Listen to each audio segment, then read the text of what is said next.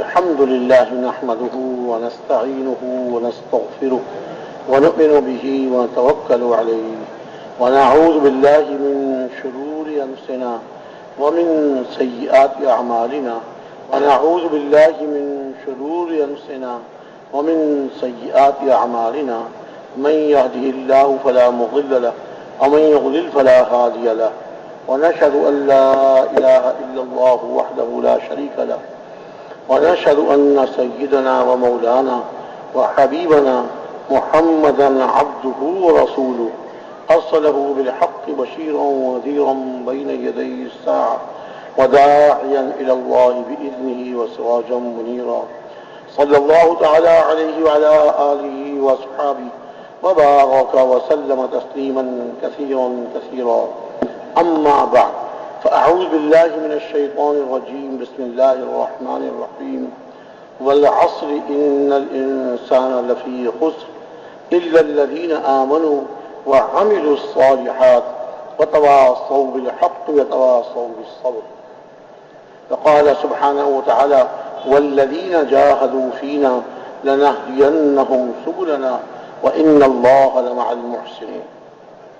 فقال عز وجل ومن أحسن قولا ممن دعا إلى الله وعمل صالحا فقال إنني من المسلمين. فقال سبحانه وتعالى قل هذه سبيلي أدعو إلى الله على بصيرة أنا ومن اتبعني وسبحان الله ما أنا من المشركين. صدق الله العظيم. فقال عليه الصلاة والسلام بلغوا عني ولو آية. فقال فليبلغ الشاهد الغائب. فقال عليه الصلاة والسلام لا يؤمن أحدكم حتى يحب لأخيه ما يحب لنفسه. فقال عليه الصلاة والسلام لا يؤمن أحدكم حتى يكون هواه تبعا لما جئت به أو كما قال عليه الصلاة والسلام. میرے محترم بھائیو دوستوں اور بزرگوں، اللہ رب العزت نے سارے کے سارے انسانوں کی، دنیا کی بھی اور آخرت کی بھی ساری کی ساری کامیابیاں اپنے دین میں رکھی ہیں. سارے کے سارے انسانوں کی دنیا آخرت کی ساری کامیابیاں اللہ تعالیٰ نے اپنے دین میں رکھی ہیں. جو دین پر چلتے ہیں اللہ تعالیٰ انہیں کامیاب فرماتے ہیں، اور جو دین کو چھوڑ کے زندگی گزارتے ہیں اللہ تعالیٰ انہیں ناکام فرماتے ہیں. کامیابی اور ناکامی کے فیصلے اللہ تعالیٰ کی طرف سے ہوتے ہیں. جس کو اللہ چاہتے ہیں کامیاب فرماتے ہیں اور جس کو اللہ چاہتے ہیں ناکام فرماتے ہیں. اور یہ ضابطہ اور یہ اصول قیامت تک کے لیے جو دین پر چلے گا اللہ اسے کامیاب فرمائیں گے، چاہے اس کے پاس دنیا کا ساز و سامان، دنیا کی چیزیں اس کے پاس ہوں یا نہ ہوں، کم ہوں زیادہ ہوں، اللہ انہیں کامیاب فرمائے. اور جو دین پر نہیں چل رہے چاہے وہ پوری دنیا کے مالک ہو جائیں آخرکار اللہ انہیں ناکام کر دے. اگر دنیا کی چند روزہ زندگی اس میں بڑے ٹھاٹ باٹ اچھے نظر آ رہے ہیں اور بڑے اس کے کام بنتے ہوئے نظر آ رہے ہیں، لیکن انجام کے اعتبار سے وہ شخص ناکام ہو. چاہے کتنا بڑا بادشاہ، چاہے کتنا بڑا وزیر، لیکن آخرکار ناکام ہو. اس لیے کہ جہاں اللہ نے کامیابی رکھی نہیں وہاں کامیابی تلاش کریں گے تو کیسے ملے گی، اور جہاں اللہ نے کامیابی رکھی ہے وہاں تلاش نہیں کریں گے تو ملے تو کیسے ملے.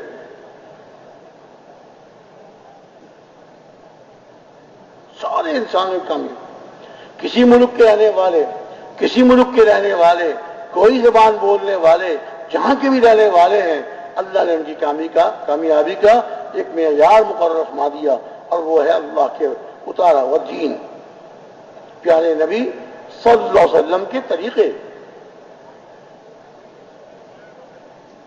پچھلی امتوں کے حالات کو دیکھ لیجئے. اللہ رب العزت نے قرآن شریف میں پچھلی امتوں کے واقعات کو بیان فرمایا، اور بعض قوموں کے تو واقعات کو اللہ تعالیٰ نے بار بار ارشاد فرمایا. بعد انبیاء علیہ السلام کے واقعات کو اللہ تعالیٰ نے بار بار ارشاد فرمایا، اس امت کی عبرت کے لیے، اس امت کو سمجھانے کے لیے کہ دیکھیے جس طرح ہم نے پہلے گزر جانے والی امتوں کو، ہم نے جو دین پر چلنے والے، اللہ کے حکموں کو پورا کرنے والے، اپنے وقت کے نبی کے طریقوں پہ چلنے والے، ہم نے انہیں کامیاب کیا، چاہے وہ تعداد میں تھوڑے تھے، چاہے ان کے پاس ساز و سامان کم تھا، جی لیکن آخرکار کامیاب ہوئے۔ اور بڑے ساز و سامان والے اور بڑے مال دولت والے، بڑی حکومتوں والے جب انہوں نے دین پر اپنی زندگی میں نہیں لائے، اللہ نے انہیں کیسے ناکام کر دیا، اللہ تعالیٰ نے انہیں کیسے ناکام کر دیا، آخرکار ناکام ہو گئے۔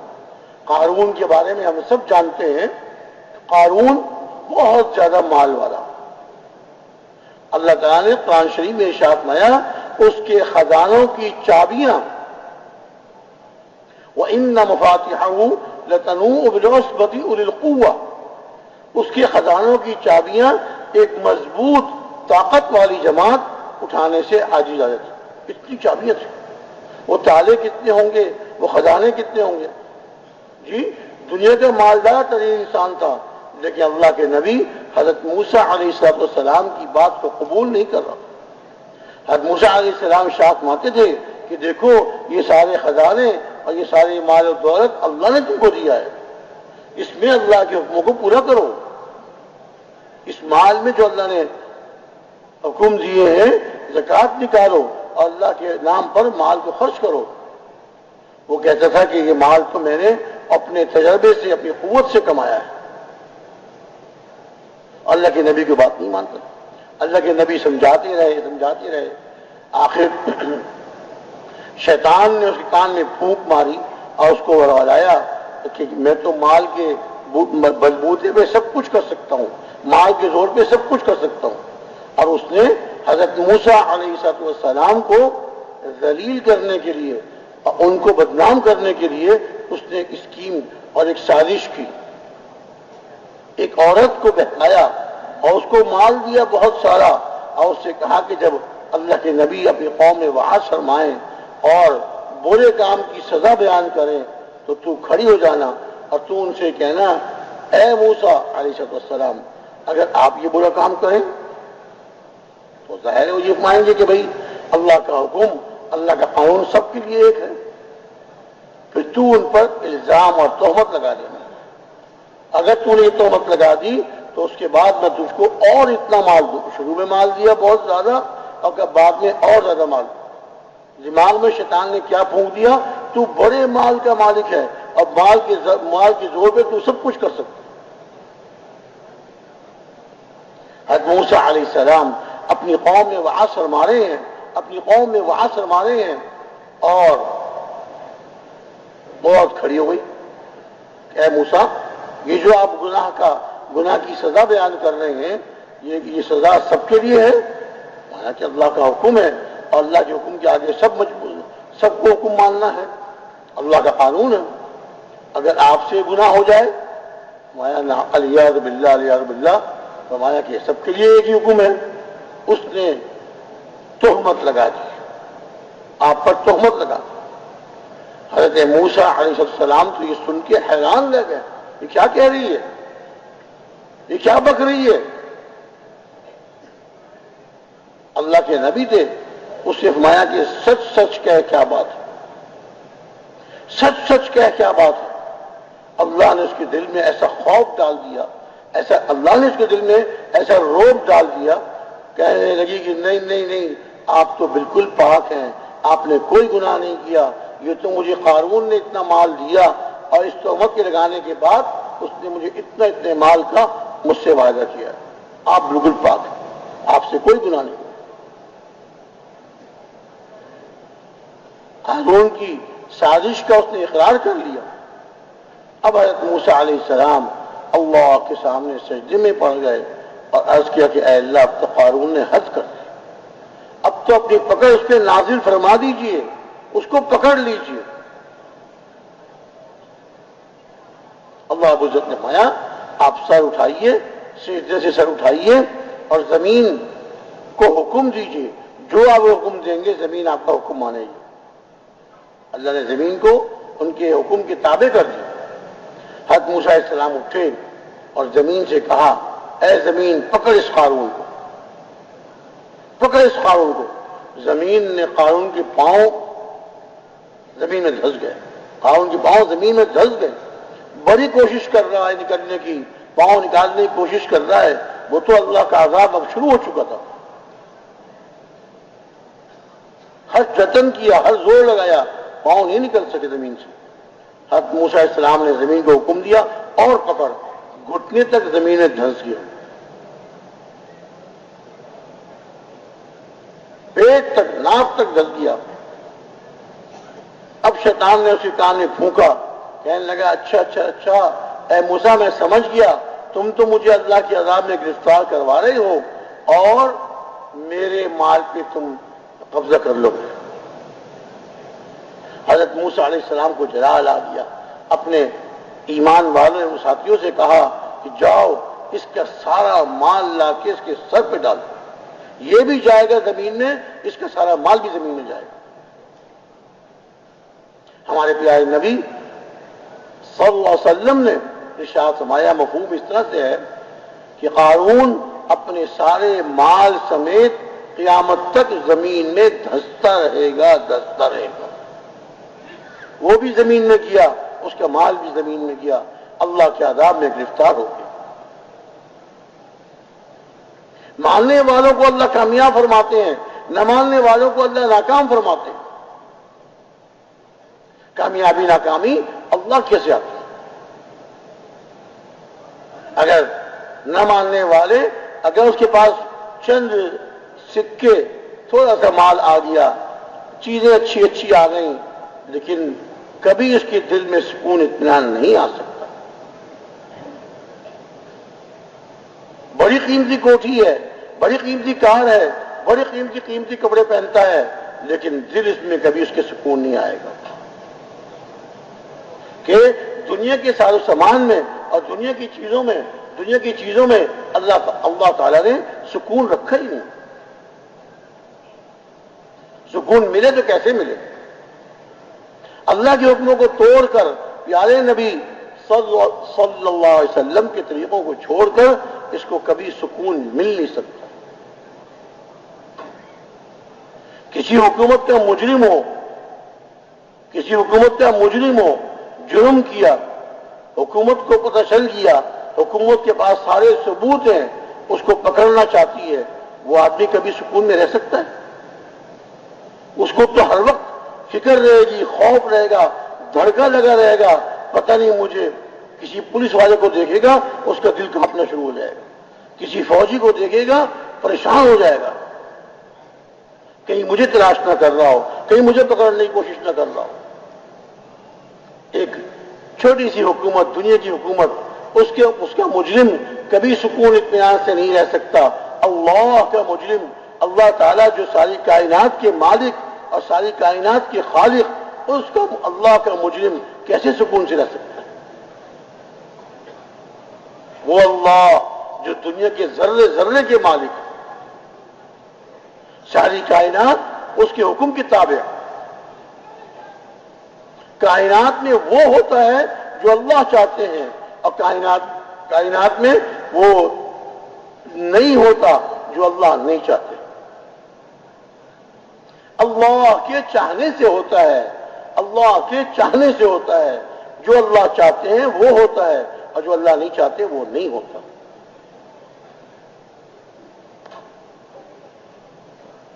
ہمارے پیارے نبی صلی اللہ علیہ وسلم ایک مرتبہ سواری پہ تشریف لے جا رہے تھے، آپ کے چچا کے بیٹے حضرت عبداللہ ابن عباس رضی اللہ تعالی عنہما آپ کے ساتھ سواری پہ سوار تھے۔ ارشاد فرمایا، اے عبداللہ، تمہیں چند کلمات سکھاتا ہوں، یاد کر لو، تمہیں نفع دیں گے۔ تمہیں چند کلمات سکھاتا ہوں، یاد کر لو، تمہیں نفع دیں گے۔ کیا ارشاد فرمایا؟ احفظ اللہ یحفظک۔ پہلی بات کیا فرمائی؟ تم اللہ کی حفاظت کرو، اللہ کی حفاظت کرو۔ اللہ تعالیٰ تو حفاظت کے محتاج نہیں ہے، اللہ احتیاط سے پاک ہے۔ اللہ کی حفاظت کرو یعنی اللہ کے دین کی حفاظت کرو۔ اللہ کے اوامر کی حفاظت کرو، اللہ تعالیٰ تمہاری حفاظت فرمائے۔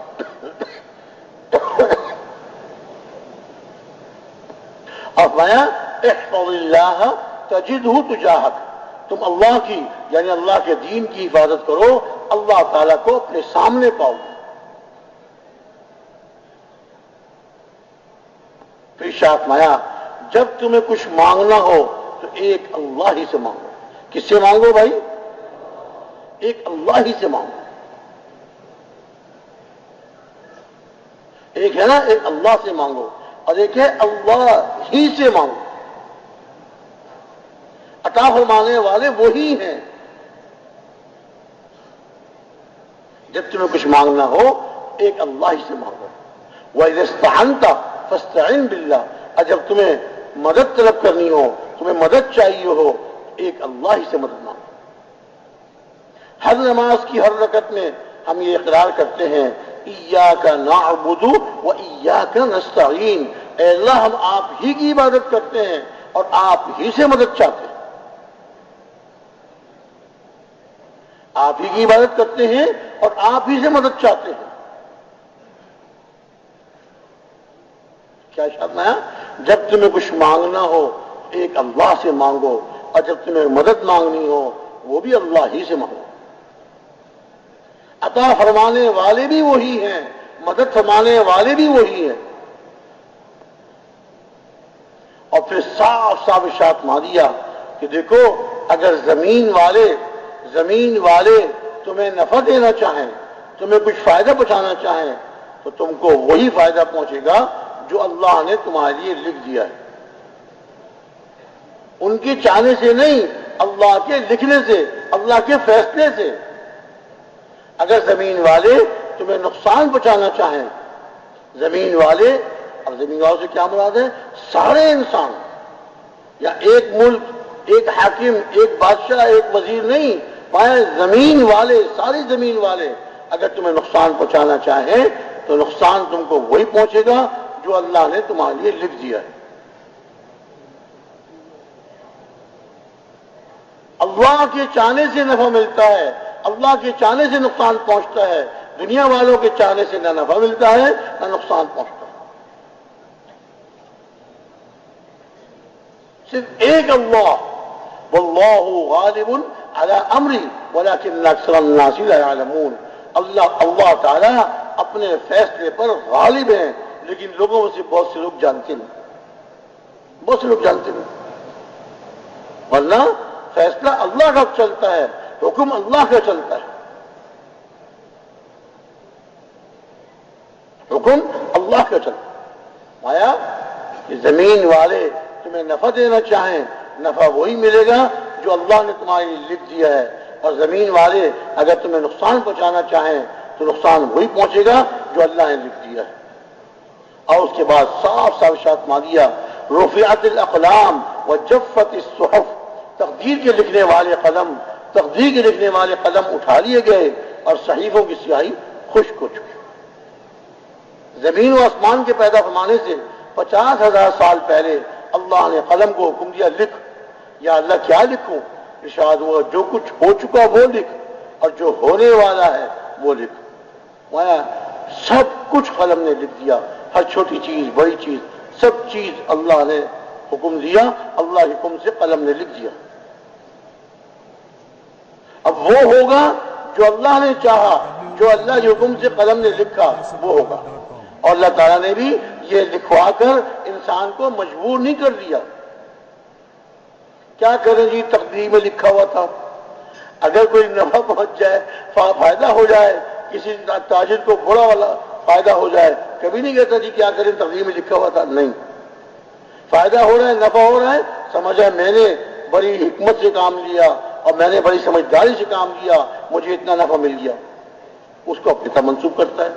اور نقصان پہنچ جائے، کاروبار میں نقصان ہو گیا، اب وہ کہتا ہے جی کیا کریں جی تقدیر میں یہی لکھا ہوا تھا، حالانکہ وہ نفع بھی ملنا یہ بھی تقدیر میں لکھا ہوا تھا، اور یہ نقصان کا پہنچنا یہ بھی تقدیر میں لکھا ہوا تھا۔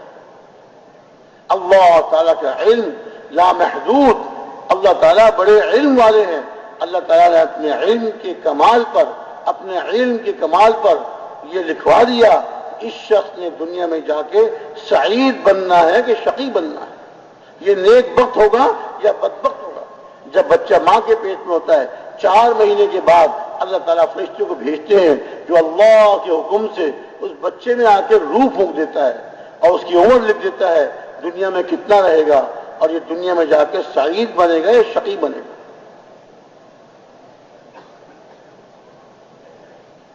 لیکن یہ اللہ کے لکھنے کی وجہ سے مجبور نہیں ہوا، اللہ نے اس کو اختیار دیا ہے، نیک عمل کرے یا برے عمل کرے، اللہ کو راضی کرنے والے اعمال میں لگے یا اللہ کو ناراض کرنے والے اعمال میں۔ پرانے وقتوں کے واقعہ سناتے ہیں ہمارے بڑے، ایک بادشاہ تھا، اس کے پاس ایک نجومی تھا، وہ اپنے فن کا بڑا ماہر تھا، اور بادشاہ جب بھی کوئی کام کرنا، جب کہیں سفر پہ جانا، کوئی بڑا کام کرنا، نجومی کو بلاتے اور اسے کہتے کہ آپ حساب لگائیے، بتائیے کہ مجھے اس سفر میں کامیابی ہوگی یا ناکامی ہوگی۔ وہ اپنی لکیریں کھینچ کے حساب کتاب، نہیں بادشاہ سلامت، اس سفر میں آپ کو کامیابی کہیں نظر نہیں آ رہی، آپ مت کیجئے سفر۔ بادشاہ فوراً اپنے ارادہ ملتوی کر دیتے ہیں، اور جب وہ کہتے کہ بادشاہ سلامت اس سفر میں آپ کو بہت بڑی کامیابی ملے گی، آپ ضرور جائیں، بادشاہ فوراً۔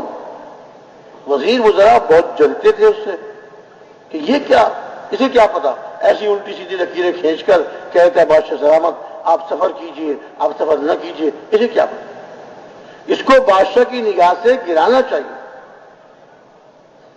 اب انہوں نے ایک سازش کی، بادشاہ کے پاس گیا، بادشاہ سلامت آپ نے نجومی پر اتنا بھروسہ کیا، اتنا اعتماد کیا، اسے کیا پتا،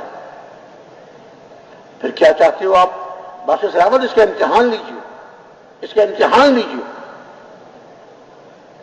کیا امتحان لوں؟ کہ بادشاہ سلامت آپ نجومی کو بلائیے اور اپنے محل سے باہر کھڑے ہو جائیے۔ محل میں اندر داخلے کے 4 دروازے، محل میں داخلے کے 4 دروازے، آپ نجومی سے کہیے اپنا حساب کتاب لگا کے بتاؤ کہ ماں بدولت آج محل میں کون سے دروازے سے داخل ہوں گے۔ وزیروں نے بادشاہ سے کہا بادشاہ سلامت 4 ہی دروازے ہیں، تو نجومی تو حساب کتاب لگا کے کسی نہ کسی دروازے کا لکھے گا، بتائے گا، آپ یہ طے کر لیجئے کہ آپ نے آج ان 4 دروازوں میں سے کسی دروازے سے داخل نہیں ہونا آپ نے، بلکہ آپ سیڑھی لگوا کے محل کی چھت پہ چڑھیں گے اور محل کی چھت توڑوا کر وہاں سے سیڑھی لگا کے اندر داخل ہوں گے، یہ طے کر لیجیے۔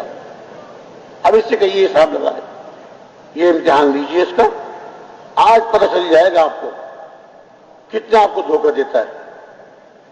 بادشاہ ٹھیک ہے، نجومی کو بلایا کہ نجومی صاحب ہم آپ کا آج امتحان لینا چاہتے ہیں۔ غلام حاضر ہے، جو ان کے الفاظ ہوتے تھے، غلام حاضر ہے۔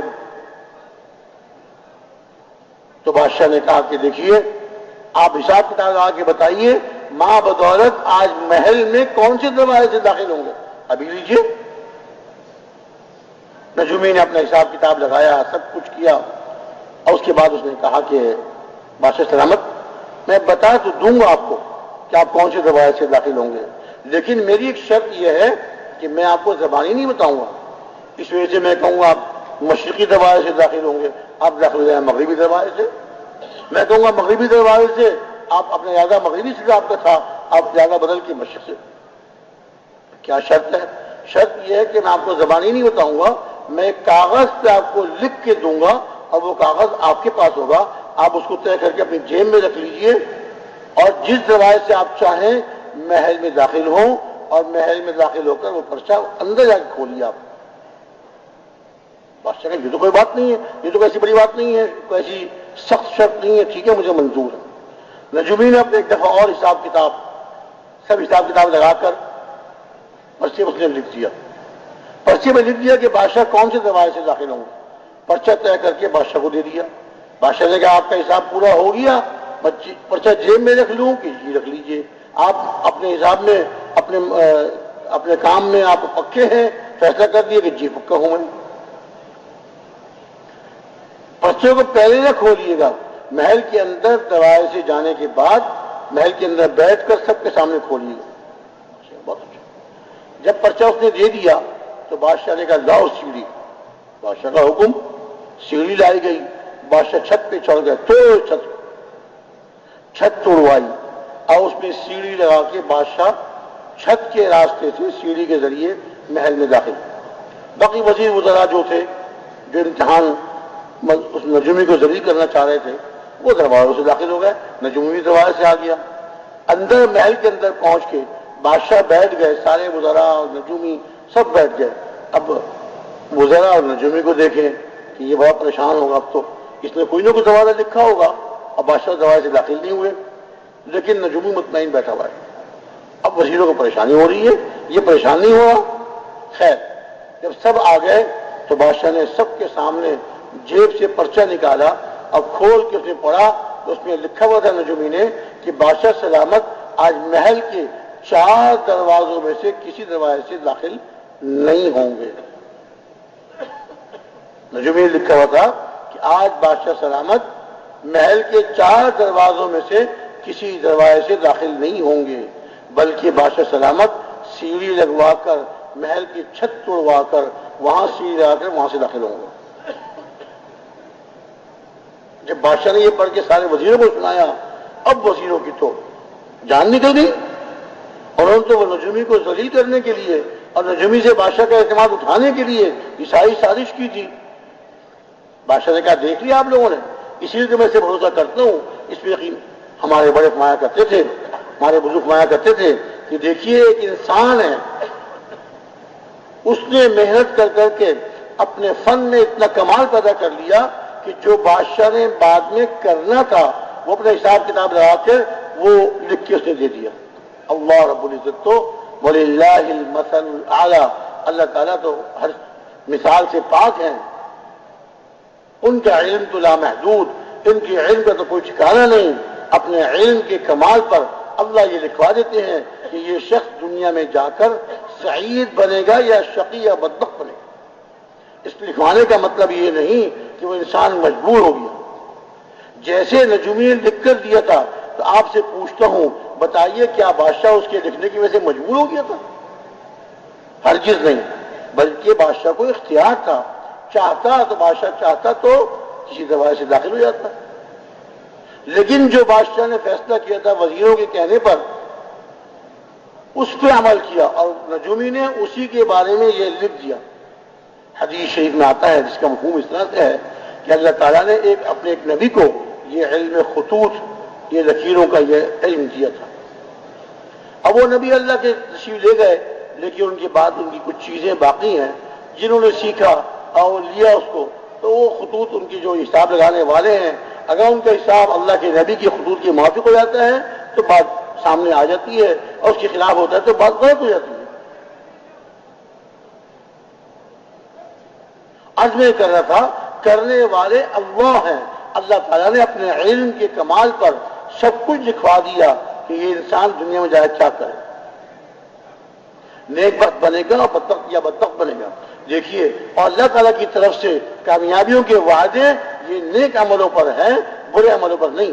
برے عملوں پہ ہلاکت، مصیبتیں، عذاب، پریشانیاں، اس کے اللہ تعالیٰ یہ بھی بھیجتے ہیں۔ لوگ ہوں، چیزیں بھی ان کے پاس ہوں، لیکن پھر بھی پریشان ہوں۔ لوگ ہوں، چیزیں ان کے پاس ہوں، سامان ہو، لیکن پھر بھی لوگ محتاج کے محتاج۔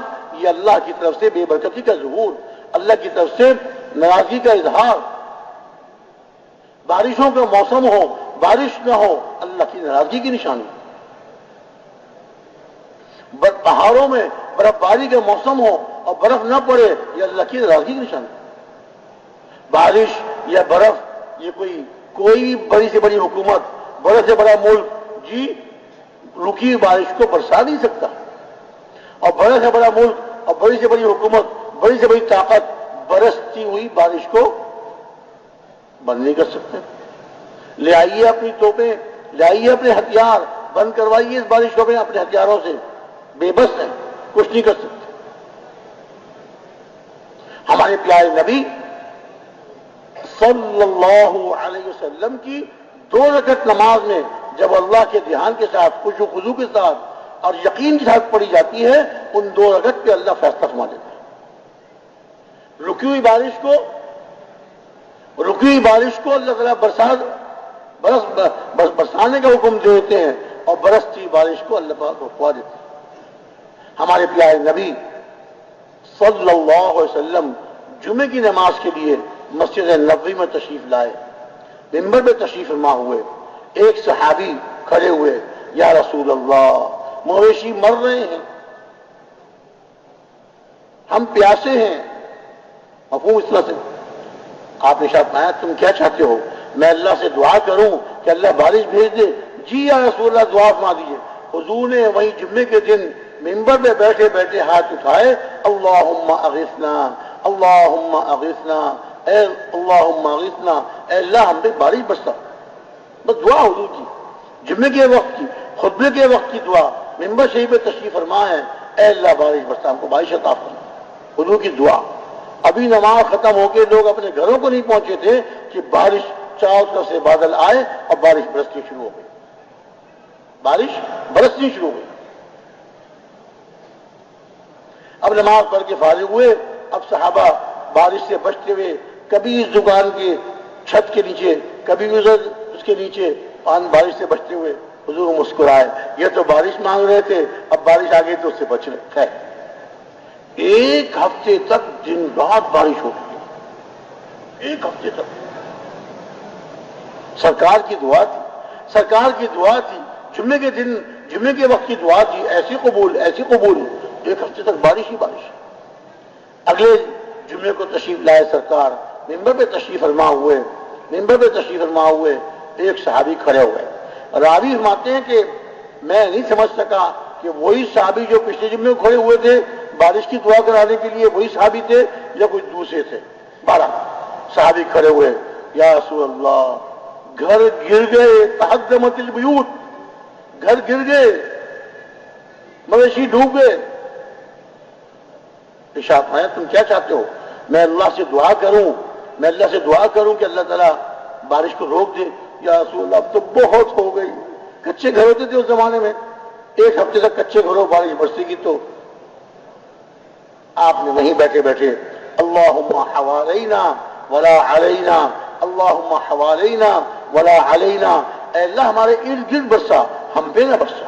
وادیوں میں، پہاڑوں میں جہاں بارش کی ضرورت ہو وہاں برسا، ہم سے اس بارش کو ہٹا دے.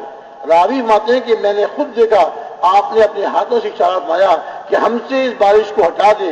جو ہی آپ نے ہاتھوں سے اشارہ کیا مدینہ منورہ کے اوپر سے بادل چھٹ گئے، بیچ میں پیالے کی طرح اور روایت میں آتا ہے تاج کی طرح مدینہ منورہ خالی ہو گیا اور چاروں طرف بادل ہی بادل تھے. حضور کی دعا، ایک ہفتہ پہلے کی دعا بارش کے لیے، ایک ہفتے کے بعد دعا بارش روکنے کے لیے. آس پاس کے رہنے والے وادیوں میں، پہاڑوں میں رہنے والے آگے بتایا 1 مہینے تک بارش ہوتی رہی. حضور کے عمل میں وہ طاقت، دنیا کی کسی حکومت کے پاس وہ طاقت نہیں، حضور دنیا کے کسی ملک کے پاس وہ طاقت نہیں، ان کے ہتھیاروں کے پاس وہ طاقت نہیں جو اللہ کے نبی کے عمل میں طاقت ہے. ایک دعا سے بارش آ گئی اور ایک دعا سے بارش رک گئی. حضرت علا حضرمی رضی اللہ عنہ ایک صحابی ہیں، اپنے لشکر کو جا رہے ہیں، لشکر کو لے کے جا رہے ہیں، بحرین کی طرف تشکیل ہوئی. راستے میں پانی ختم ہو گیا، جانور پیاسے، لوگ پیاسے، پینے کے لیے پانی نہیں ہے، وضو کے لیے پانی نہیں ہے. امیر صاحب کے پاس آئے، امیر صاحب پانی ختم ہو گیا. اچھا بہت اچھا. فوراً کھڑے ہوئے، 2 رکعت نماز پڑھی اور دعا مانگی. نماز پڑھنے دعا مانگنے کی دیر تھی، چاروں طرف سے بادل امڑ آئے اور بارش برسنی شروع ہو گئی. لشکر نے خود بھی پانی پیا، اپنے جانوروں کو خوب اچھی طرح پانی سے سیراب کیا، اور اس کے بعد جو اپنے پانی جمع کرنے اور سفر میں جو مشکیزیں وغیرہ، پانی رکھنے کے جو مشکیزیں وغیرہ تھے وہ سب پانی سے بھر لیے. جب ضرورت پوری ہو گئی بارش بند ہو گئی. حضرت ابو ہریرہ رضی اللہ عنہ ارشاد فرماتے ہیں کہ اس سفر میں حضرت اعلیٰ حضرت کی عمارت میں میں نے اللہ کی 3 مددیں دیکھی اور میں فیصلہ نہیں کر پایا کون سی مدد زیادہ عجیب. آگے چلے، جب بحرین کے سمندر پر پہنچے تو دشمن کو اس کی جاسوسوں نے اطلاع کر دی تھی کہ مسلمان اس طرف آ رہے ہیں، بحرین کی طرف۔ ساری کشتیاں سمندر کے اس کنارے سے دوسرے کنارے پر لے گئے۔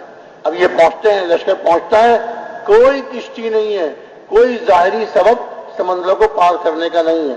سمندر پار کرنا ہے، بحرین جانا ہے، وہاں جا کے دعوت دینی ہے، اللہ کی طرف بلانا ہے، لوگوں کو اللہ کی طرف بلانا ہے، اللہ والا بنانا ہے، ان کو اللہ سے جوڑنا ہے۔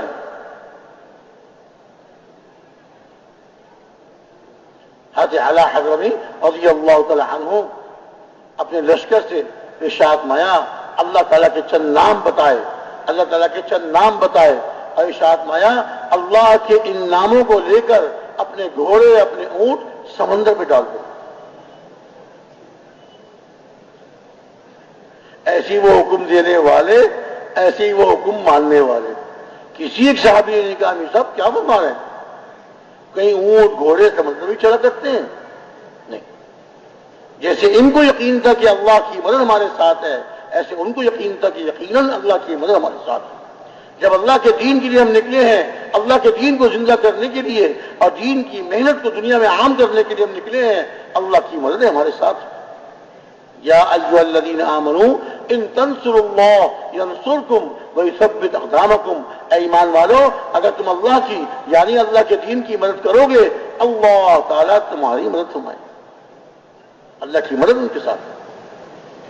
امیر صاحب کا حکم، سب نے وہ اللہ کے نام لیے، دعا کی اور سمندر میں اپنے گھوڑے، اونٹ، فرماتے ہیں کہ اونٹ ہمارے گھوڑے سمندر پہ ایسے چل رہے تھے جیسے خشکی میں چلتے ہیں۔ ان کے پاؤں کا تلوا، نیچے کا تلوا تو پانی سے بھیگ رہا تھا، پانی اوپر نہیں آ رہا تھا۔ وہ غیر مسلم سمندر پار سے دیکھ رہے تھے، ارے یہ تو سمندر میں چلتے ہوئے آ رہے ہیں، ان ہم نے کشتیاں ساری وہاں سے ہٹا دی تھی، انہیں کشتی کی ضرورت نہیں ہے، اپنے گھوڑوں اور اونٹوں پر سمندر کو پار کر رہے ہیں۔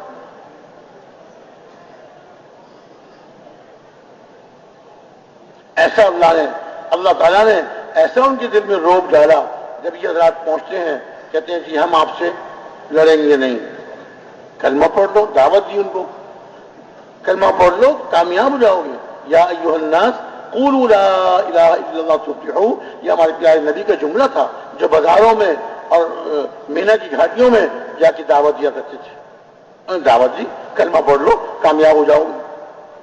انہوں نے کہا نہیں ہم کلمہ تو نہیں پڑھتے، مسلمان تو نہیں ہوتے، چلو صلح کر لو۔ ہاں صلح کر لیں، صلح کر لی، اور صلح میں جزیہ مقرر کیا جاتا تھا۔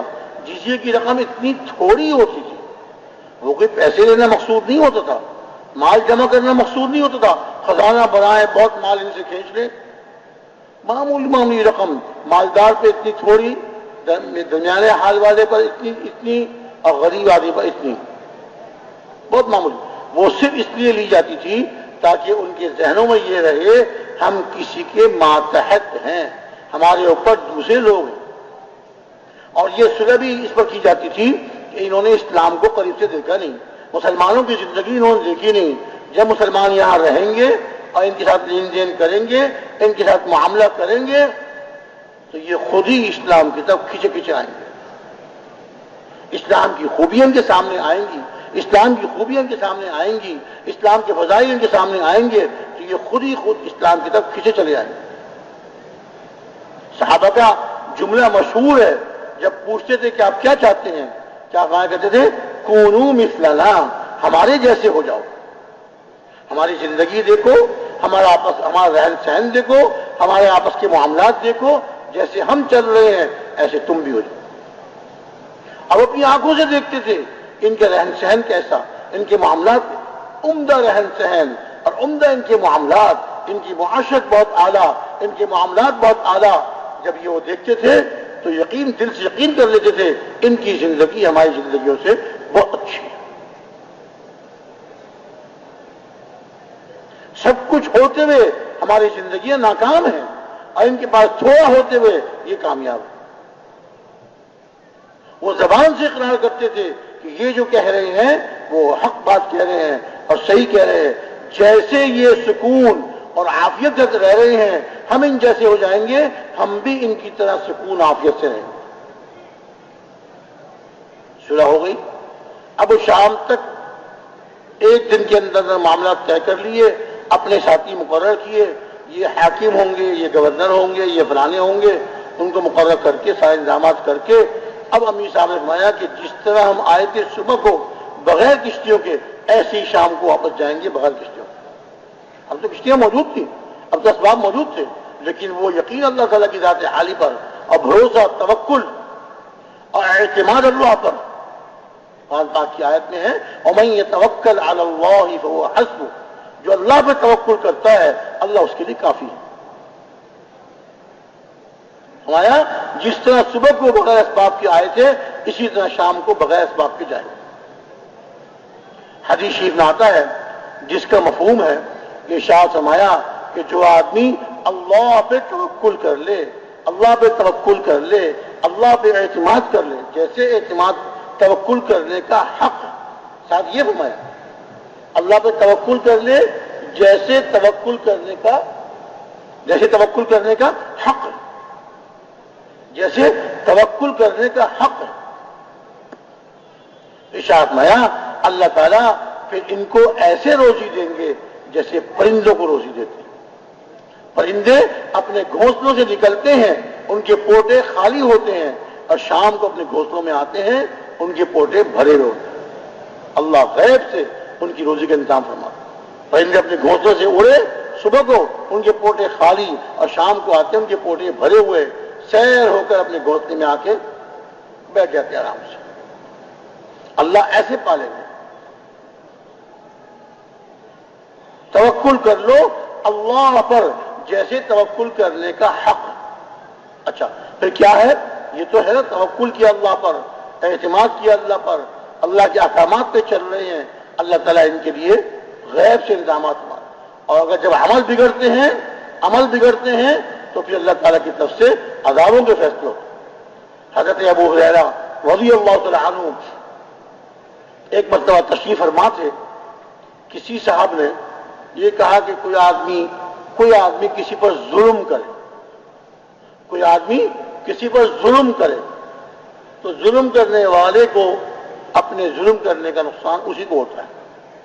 جس نے ظلم کیا ظالم ہے، اسے دوسرے مسلمان پر کسی دوسرے انسان پہ ظلم کیا، اس ظلم کرنے والے کو اپنے ظلم کرنے کا نقصان اس کو ہوتا ہے۔ حضرت ابو ہریرہ رضی اللہ تعالیٰ عنہ نے فرمایا کیا کہا؟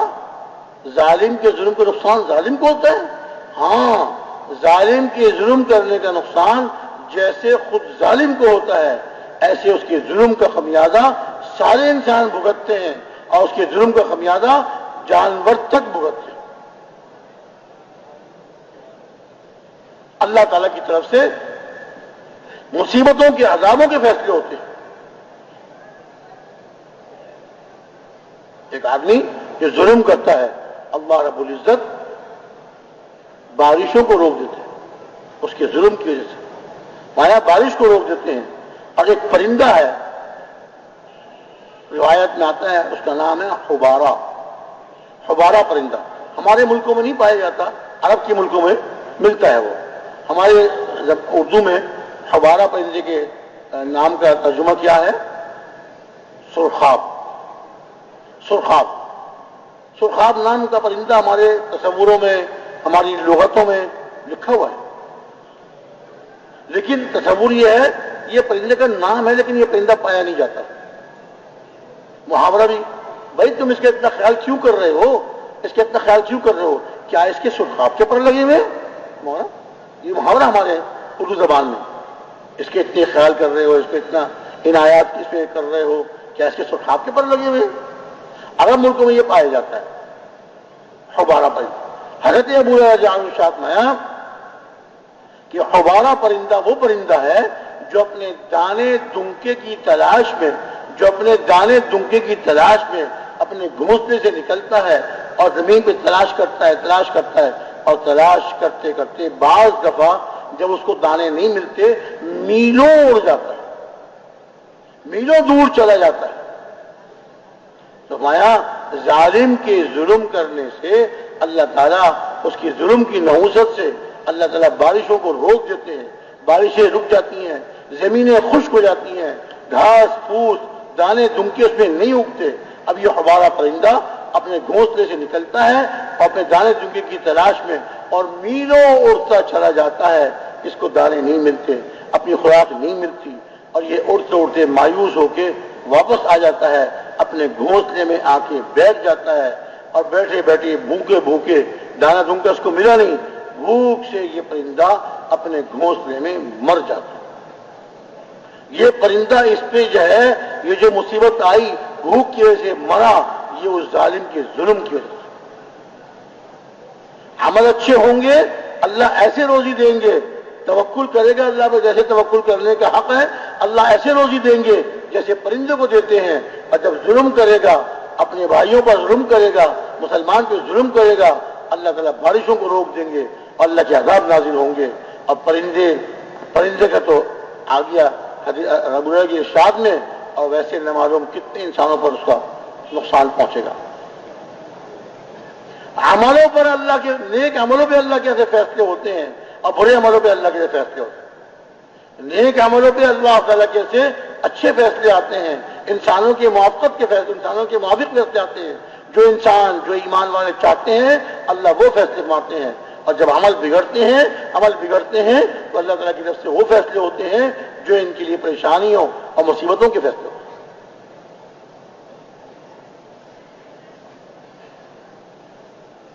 زرعی ملک ہے، زراعت کا ملک ہے، اور زراعت کے لیے غلے کے لیے لوگ محتاج ہوں، لوگ پریشان ہوں. یہ کیا ہے؟ اللہ تعالیٰ کی طرف سے بے برکتی نازل، اللہ تعالیٰ کی طرف سے بے برکتی، اللہ کی مدد نہیں، عمل بگڑ جانے کی وجہ سے.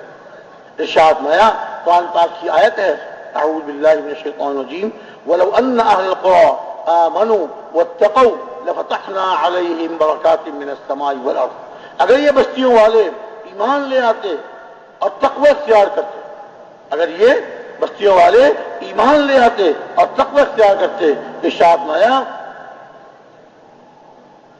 البتہ ہم آسمان سے اور زمین سے ان پر برکتوں کے دروازے کھول دیتے، برکتوں کے دروازے کھول دیتے. پھر اللہ تعالیٰ کی طرف سے برکتیں نازل ہوتی ہیں. تھوڑی چیز زیادہ کے لیے کافی، اور جب برکت نہیں ہوتی، چیزیں بہت، سامان بہت، لوگ پھر بھی محتاج کے محتاج. چیزیں بہت، سامان بہت، لیکن پھر بھی لوگ محتاج کے محتاج. یہ کیا ہے؟ اللہ تعالیٰ کی طرف سے عذاب ہوگا اور لوگوں کے حالات کے بگاڑ کا فیصلہ ہوگی، عملوں کے بگڑ جانے کی. میرے بھائی دوستو بزرگوں، ہم نے اپنے عملوں کو بھی درست کرنا ہے. حضور اکرم صلی اللہ علیہ وسلم کے مبارک زندگی اس کو اپنانا ہے. ہر عمل میں ہم نے سنت کو دیکھنا ہے، سنت عمل کیا ہے، اور دوسرے مسلمان بھائیوں پر محنت کر کر کے ان کو بھی دین والا بنانا ہے، ان کو بھی نیک اعمال والا بنانا ہے. اس میں ہماری کامیابی ہے، اس میں ہمارے حالات کا درست ہونا ہے، ہمارے یا پوری امت کے.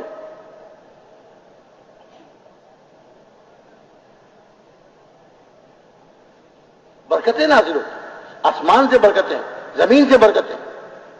ہمارے جو دور حدیث پڑھایا جاتا ہے مدرسوں میں، آخری سال ہوتا ہے دور حدیث کا، اس میں ایک حدیث شریف ہے ابو داؤد شریف. اس کے جو مصنف ہیں امام ابو داؤد، ان کا نام بھی ہے، کتاب کا نام بھی ہے. امام ابو داؤد رحمۃ اللہ علیہ فرماتے ہیں کہ میں مصر میں گیا تو میں نے مصر کی چیزوں میں اتنی برکت دیکھی، مصر کی چیزوں میں اتنی برکت دیکھی، چونکہ لوگوں کے اعمال اچھے تھے، سنتوں پہ عمل کرنے والے، اللہ کے حکموں پر اپنی زندگی کو لانے والے.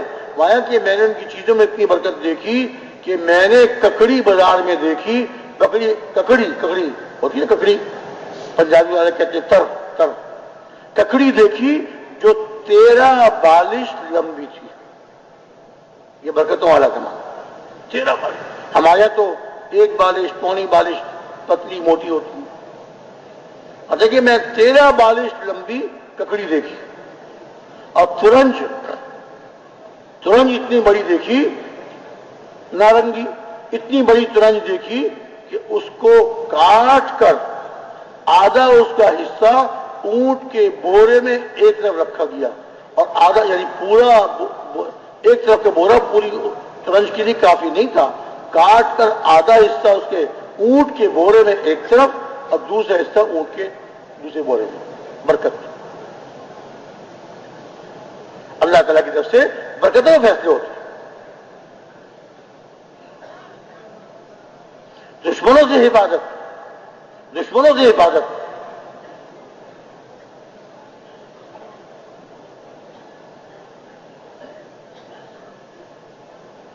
کیا فرمایا؟ کیا ہے کیا ہے؟ دشمنوں سے حفاظت. جی کیا ارشاد فرمایا؟ ان تصبروا وتتقوا لا يضركم كيدهم شيئا. اگر تم صبر اختیار کرو، اعمال اگر صبر اختیار کرو اور تقوی اختیار کرو تو دشمنوں کے مکر، دشمنوں کی سازشیں، ان کی اسکیمیں اللہ ان کو فیل کر دے. کیا ارشاد فرمایا؟ ان کے مکر تمہیں کوئی نقصان نہیں پہنچائیں گے. کر لیں جتنی مرضی سازشیں کر لیں، جتنے مرضی مکر کر لیں، ان کے مکر کوئی نقصان نہیں.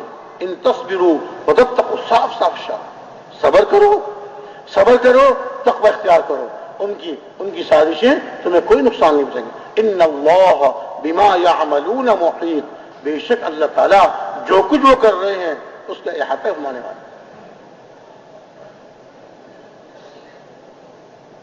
اور دین بہت آسان، اللہ کے حکم عین فطرت کے مطابق. یہ تو آج ہمیں دین میں چلنا مشکل لگتا ہے. اس کی مثال تو ایسی ہے کہ جیسے کسی آدمی کو بخار چڑھتا ہے اور بخار چڑھ جانے کی وجہ سے اس کی زبان کا ذائقہ کڑوا ہو جاتا ہے. اب اس کو میٹھی چیز کھلاؤ کہتا ہے کڑوی، چائے پیو کہتا ہے کڑوی، چینی بھی منہ میں رکھے کہتا ہے چینی کڑوی. ارے بھائی چینی کڑوی نہیں ہے، چائے کڑوی نہیں، تیرے منہ کا ذائقہ کڑوا ہوگا. آج دین پر چلنا مشکل اس لیے لگ رہا ہے کہ ہم نے اللہ سے اپنا تعلق نہیں جوڑا، اللہ سے ہمارا تعلق نہیں جڑا ہوا. تو اللہ کا دین جو عین انسانوں کی فطرت کے مطابق الدین یسر، جو دین آسان ہے، وہ آج مشکل لگ رہا ہے. حالانکہ دین پر چلنا بہت آسان، پھولوں کی سیج ہے، اس میں چلنا بہت آسان.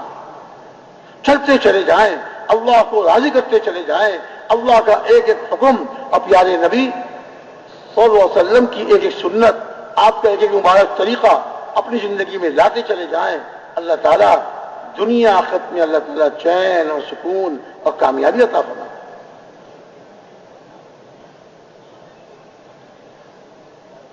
کامیابی عطا. آج ہماری نماز بھی جاندار، ہم نے نماز پر محنت نہیں کی، چیزوں پر محنت کی، مٹی پر محنت، لوہے پہ محنت، لکڑی بھی نہ معلوم کس کس چیزیں محنت ہو رہی ہیں. اپنی نماز پر، اپنے دل کے یقین پر، اپنے دل کے ایمان پر، یقین پر، نماز پر، اس پہ محنت نہیں ہے ہماری. حالانکہ اصل بنیادی چیزیں یہی ہیں. دل کا یقین درست ہو جائے، اللہ تعالیٰ کی ذات عالی پر یقین جم جائے، اللہ تعالیٰ سب کچھ کرنے والے ہیں، انہی کے قبضے میں سب کچھ ہے، جو وہ چاہتے ہیں وہ ہوتا ہے اور جو وہ نہیں چاہتے وہ نہیں ہوتا.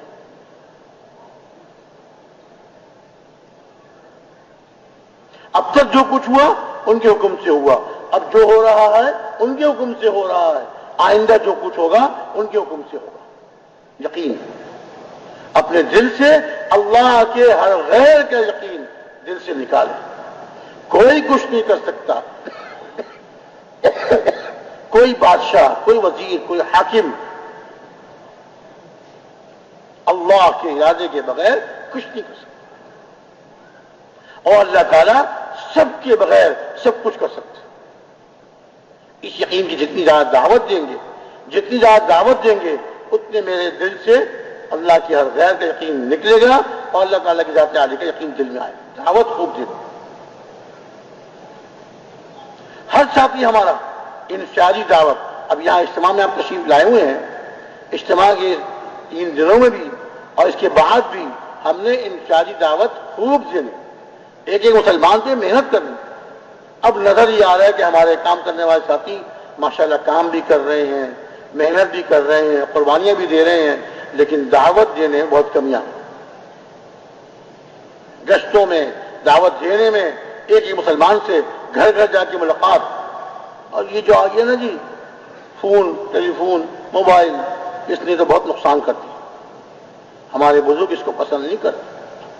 وہ جو ایک ساتھی کے پاس گھر میں جا کے بیٹھ کے اس سے بات کرنا اور دعا مانگ کے جانا، نفل پڑھ کے جانا، پھر اس سے بات کرنا ایمان یقین کی اور اعمال کی، جو اس میں فائدہ وہ اس ٹیلی فون سے تھوڑی ہے.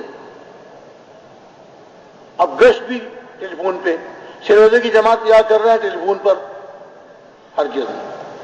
ہمارے حضرت مولانا محمد الیاس صاحب رحمۃ اللہ علیہ فرمایا کرتے تھے کہ مروجہ چیزوں سے بچو، رواج والی چیزوں سے، کہ مروجہ چیزوں کے استعمال سے رواج تو پھیلے گا، دین نہیں پھیلے گا.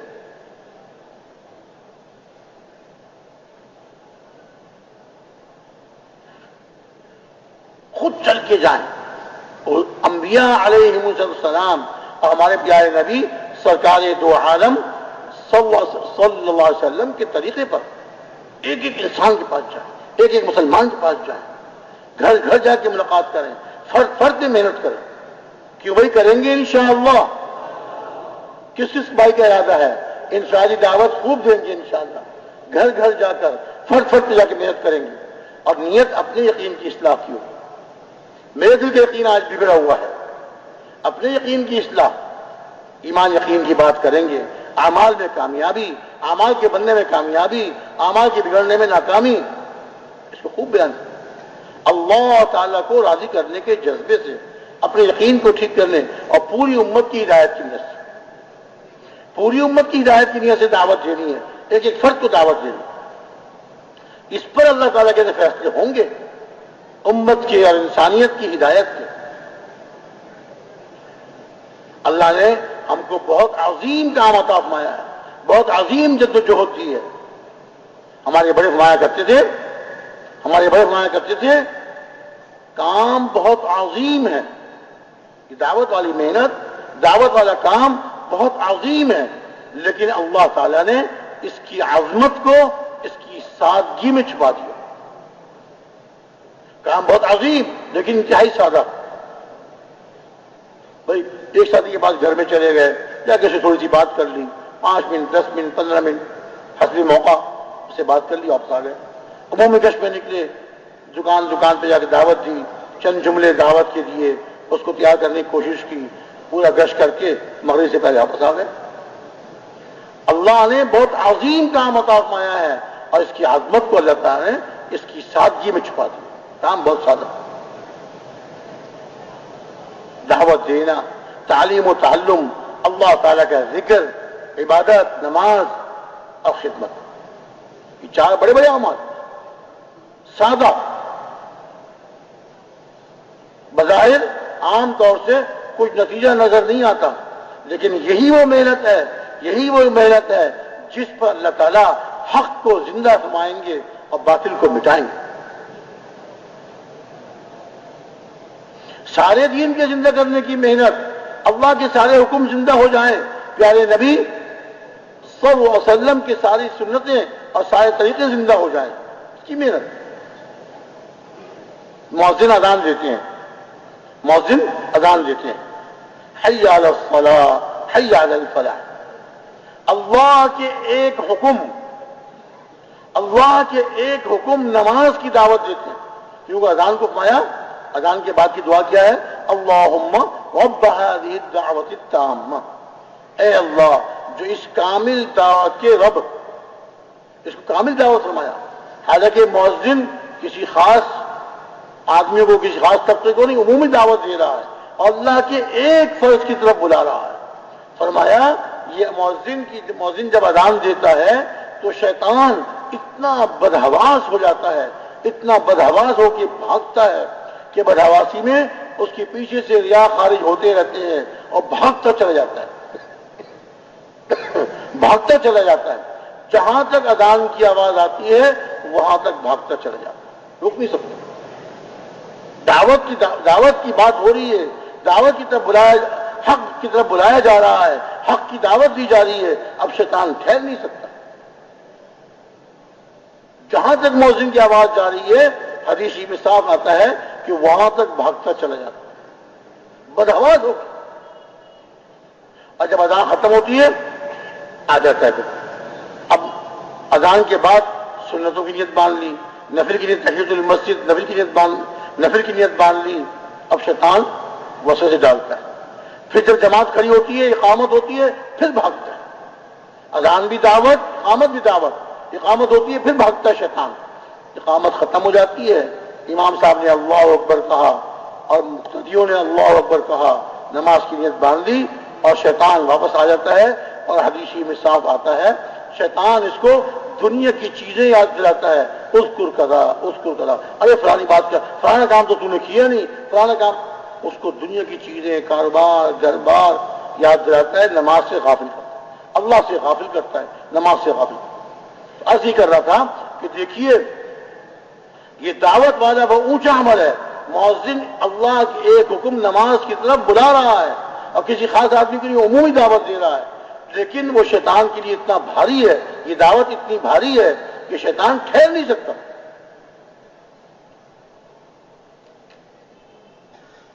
جب داعی آدمی اللہ کے پورے دین کی طرف بلا رہا ہے، اللہ کے سارے احکامات کی دعوت دے رہا ہے، پورا دین پوری دنیا میں زندہ ہو جائے، اللہ کے احکامات دنیا میں زندہ ہو جائیں، پیارے نبی صلی اللہ علیہ وسلم کی سنتیں عام ہو جائیں، ہر مسلمان ایک ایک سنت میں چلنے والا بن جائے، اس کی دعوت دے رہا ہے، تو باطل کیوں نہ مٹے گا؟ جاء الحق وزهق الباطل ان الباطل كان زهوقا، حق آیا اور باطل بھاگ گیا، اور یقیناً باطل تو بھاگنے والا ہے۔ اور کیا شاعت میں بل نقذف بالباطل على الحق بل نقذف بالحق على الباطل بل نقذف بالحق على الباطل فيدمغه فإذا هو زاهق۔ اللہ کا ارشاد مانے بلکہ ہم حق کو باطل پہ پھینک کے مارتے ہیں۔ ارشاد میں حق کو ہم باطل پر پھینک کے مارتے ہیں اور باطل کا بھیجا نکال دیتے ہیں، پھر وہ باطل بھاگنے والا ہے، باطل تو بھاگ جانے والا ہے۔ یہ دعوت کی محنت ہوگی، اللہ کا دین زندہ ہوگا، دعوت کی محنت ہوگی، تم لوگ عمل کرنے والے بنیں گے، دعوت کی محنت ہوگی، اللہ کے دین کی محنت ہوگی، اللہ کا دین پوری دنیا میں عام ہو جائے، پوری دنیا میں زندہ ہو جائے، ایک ایک مسلمان پورے دین پر چلنے والا بن جائے، حضور کی سنتوں میں عمل کرنے والا بن جائے، اس کی محنت ہوگی۔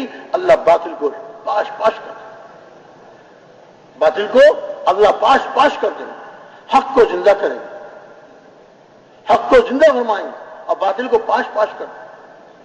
کمی ہماری ہے، ہم جیسے محنت کرنی چاہیے ویسے محنت نہیں کر رہے۔ کیوں بھائی ہم محنت کا حق ادا کر رہے ہیں؟ میں آپ سے پوچھتا ہوں، جیسے محنت کرنی چاہیے ہم محنت کا حق ادا کر رہے ہیں؟ ہرگز نہیں۔ ہر ایک کو اقرار ہے کہ جس طرح کرنی چاہیے ویسے نہیں کر رہے۔ مدد کی، اللہ کی مدد کے فیصلے جب ہوتے ہیں جب محنت اس کے حق کے ساتھ ہو۔ وجاہدوا فی اللہ حق جہادی هو اجتباکم، اللہ کی راہ میں جد و جہد کرو، محنت کرو جیسے جد و جہد کرنے کا حق ہے۔ اللہ نے تم کو چن لیا ہے، ساری امت کا اللہ نے چناؤ کر دیا، امت کا ایک ایک فرد ہر کلمہ گو اس کے ذمہ اللہ نے یہ محنت لگا دی، یہ دعوت والی محنت اللہ تعالیٰ نے اس امت کے ذمہ لگا دی۔ ہر مسلمان، ہر کلمہ گو، دعوت والی محنت کرنے والا، پوری انسانیت کی ہدایت کی نیت سے، اس پر اللہ کیسے فیصلے ہوں گے؟ جس طرح صحابہ کرام رضی اللہ تعالی عنہم اجمعین، باوجود کہ اسباب اس زمانے میں جیسے ہمارے زمانے میں آج اسباب ہے، ایسے اسباب نہیں تھے، لمبے سفر، ہزاروں میل کے سفر، وہی گھوڑوں اور اونٹوں اور پیدل، یہ کیا تھا؟ یہ اللہ کی مدد تھی۔ ان ریگستانوں کو صحابہ نے پار کیا جہاں پر پار کرنا بظاہر انسانی عقل میں آتا تھا کہ ناممکن ہے، ان ریگستانوں کو صحابہ نے پار کیا، ان سمندروں کو پار کیا جن سمندروں پر سے گزرنا انسانی عقل کہتی تھی ناممکن ہے۔ یہ کیا تھا؟ یہ صرف اور صرف اللہ کی مدد سے ہوگا۔ حضرت عقبہ بن نافع رحمۃ اللہ علیہ نکلے مدینہ منورہ سے لشکر لے کر ایک ملک میں پہنچے، وہاں جا کے دعوت دے رہے ہیں، محنت فرما رہے ہیں، وہ بھی محنت فرما رہے ہیں، لشکر محنت کر رہا ہے، کرتے کرتے اللہ تعالیٰ نے ان کی محنت کو قبول فرمایا اور اس ملک والوں کو ہدایت دے دی، سب کے سب کلمہ پڑھ کے مسلمان ہو گئے، پورے ملک والے کلمہ پڑھ کے مسلمان ہو گئے، پورے دین پر چلنے والے بن گئے، دین کو سیکھا، نماز سیکھی، اعمال کرنے والے بن گئے اور دعوت دینے والے بن گئے، داعی بن گئے۔ اب حضرت عقبہ بن نافع رحمۃ اللہ علیہ نے ارادہ فرمایا کہ اب چلتے مدینہ منورہ واپس، کام ختم ہو گیا، ملک کو اللہ نے ہدایت دے دی، یہاں اعمال شروع ہو گئے اور اعمال کی دعوت شروع ہو گئی، یہاں والے دعوت دینے والے بن گئے، داعی بن گئے۔ اس ملک والے نے کہا حضرت آپ کہاں تشریف لے جا رہے ہیں؟ یہ ہمارے پاس دوسرا ملک ہے، وہ اللہ کو نہیں جانتے، اللہ کو نہیں جانتے، چلو تم بھی ہمارے ساتھ چلو، اس ملک میں چلتے ہیں۔ دوسرے ملک میں پہنچے، وہاں جا کے محنت فرماتے رہے، اللہ نے ان کی محنتوں کو، ان کی قربانیوں کو قبول فرمایا۔ اب یہ محنتیں پورے ملک کی تبدیلی کے لیے، پورے ملک میں انقلاب کے لیے، کہ گناہوں سے نیکیوں پر آ جائیں، اللہ کی ناراضگی والے کاموں سے بچ کر اللہ کی رضا والے اعمال پہ آ جائیں، پورے ملک میں اتنی بڑی تبدیلی یہ معمولی 2-4 دن کی یا 4 مہینے 1 مہینے کی محنت سے نہیں ہوتی تھی۔ تو اللہ کو معلوم ہے کتنا عرصہ لگا اس میں۔ دوسرے ملک والے بھی مسلمان ہو گئے، اعمال کرنے والے، دین کو سیکھ کر اس پہ چلنے والے بن گئے اور دعوت دینے والے، دین کی محنت کرنے والے۔ اب واپسی کا ارادہ فرمایا تو اس ملک والے نے کہا حضرت کہاں تشریف لے آ رہے ہیں؟ یہ ہمارے بعد ایک ملک ہے، وہ اللہ کو نہیں جانتے، اللہ کو نہیں پہچانتے۔ اسی طرح ایک ملک سے دوسرا ملک، دوسرے ملک سے تیسرے ملک، چلتے چلتے المغرب، جو اس وقت لوگ یہ سمجھتے تھے یہ دنیا کا آخری ملک ہے، اس کا نام اس زمانے میں بھی المغرب تھا اور آج بھی المغرب ہے، لیکن ہمارے یہاں مراکش کے نام سے مشہور ہے۔ مراکش ایک شہر ہے بہرحال، تو مراکش کے ملک تک پہنچ گئے، وہاں پہنچے، وہاں محنت فرماتے رہے۔ اللہ ہی جانتا ہے اتنے ملکوں میں محنت فرمانا، وہاں کے لوگوں کا کلمہ پڑھ کے مسلمان ہو جانا اور محنت پر آ جانا، نہ معلوم کتنے سال لگے ہوں گے۔ جب یہاں کے لوگ بھی مسلمان ہو گئے اور دین پر چلنے والے بن گئے، دین کی محنت کرنے والے بن گئے، اب وہاں والوں نے کہا کہ حضرت اب زمین ختم، ہمارے اس ملک کے بعد سمندر ہی سمندر، پانی ہی پانی، خشکی نہیں ہے، آگے انسان نہیں ہے۔ حضرت عقبہ بن نافع رحمۃ اللہ علیہ اپنے گھوڑے پہ سوار ہوئے اور گھوڑے کا رخ کیا سمندر کی طرف۔ اچھا، اس زمانے میں یہ بات مشہور تھی کہ بھئی یہ بڑا گہرا سمندر ہے اور یہ سمندر ہی سمندر، پانی، آگے خشکی نہیں ہے، حالانکہ اس کے بعد بر اعظم امریکہ ہے، اس زمانے تک دریافت نہیں ہوا تھا۔ اس کے باوجود کہ دریافت نہیں ہوا تھا، حضرت عقبہ بن نافع رحمۃ اللہ علیہ اپنے گھوڑے پہ سوار ہوئے اور اس کا رخ سمندر کی طرف کیا اور اس کو سمندر میں داخل کر دیا۔ اب سمندر کا پانی گھوڑے کے پاؤں، گھوڑے کے گھٹنے تک، گھوڑے کے سینے تک پہنچ گیا۔ سمندر کا پانی اتنا اندر لے گیا گھوڑے کو، جب سینے تک پانی آ گیا سمندر کا، اب متوجہ ہوئے، ہاتھ اٹھائے اور دعا کی، اے اللہ، یہ لوگ یہ کہتے ہیں کہ یہاں اس کے بعد آپ کی زمین ختم، اب پانی پانی ہے، اے اللہ اگر مجھے معلوم ہو جاتا اس سمندر اور اس پانی کے بعد بھی تیری زمین اور تیری پیدا کی ہوئی خشکی ہے تو میں یہ سمندر میرا راستہ نہ روک سکتا، میں وہاں پہنچتا اور تیرے کلمے کو بلند کرتا۔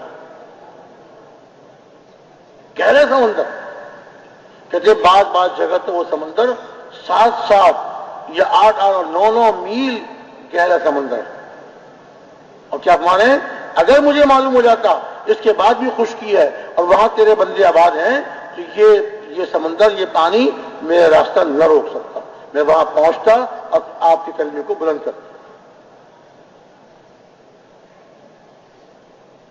ہم جماعتوں میں جاتے ہیں نا جی، تشکیل والے پرچہ دیتے ہیں، 20 دن کی تشکیل ہے، تاریخ روانگی، تاریخ واپسی دونوں لکھی ہوتی ہے۔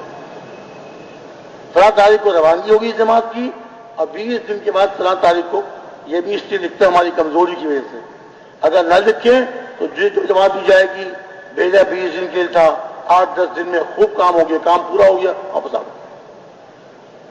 تو یہ ہماری کمزوری کی وجہ سے تشکیل والے یہ لکھ کر دیتے ہیں تاریخ روانگی، تاریخ واپسی. 20 دن کی جماعت ہے تو 20 دن کے بعد، 25 دن کی جماعت ہے تو 25 دن کے بعد.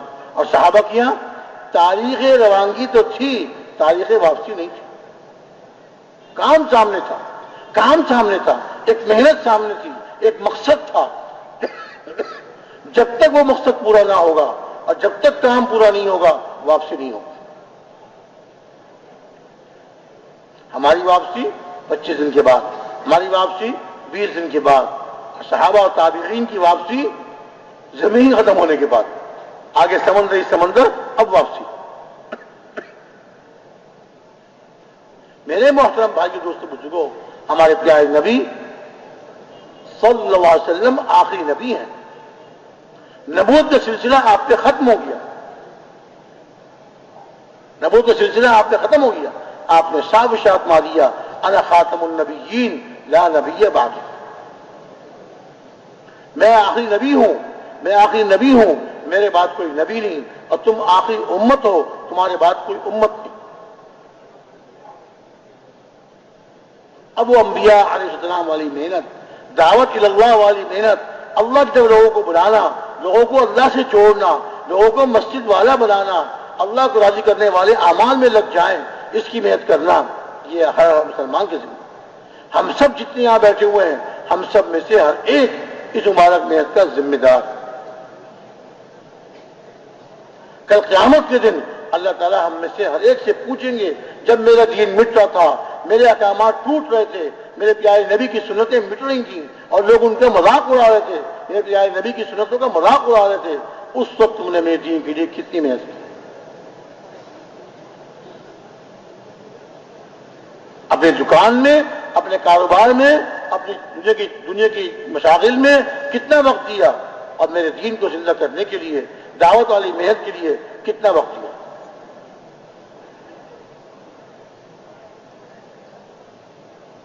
یہ ہماری ذمہ داری، ہمارے ذمہ کام ہے، ہر مسلمان کے ذمہ کام ہے. اگلی بات یہ ہے، اگر اس کام کو، دعوت اللہ والی محنت کو اپنی محنت بنا لیں گے، اس کو اپنا کام بنا لیں گے، اور اس کو ہم یہ طے کر لیں گے کہ یہ میری زندگی کا اصل کام ہے اور یہ میرا مقصد ہے، یہ میرا مقصد ہے، میں نے زندگی اس مقصد پہ گزارنی. اب دیکھیے، ایک آدمی مثال کے طور پر ایک دکاندار ہے، دکان جاتا ہے، کاروبار کو اس نے مقصد بنایا ہوا ہے، اتنے بجے دکان کھولنی ہے، اتنے بجے دکان بند کرنی ہے، انتھک محنت کرتا ہے. لیکن کیا وہ کھاتا پیتا نہیں؟ کھاتا پیتا ہے. کیا اپنی ضروریات کے لیے بیت الخلا وغیرہ استعمال نہیں کرتا؟ سب کچھ.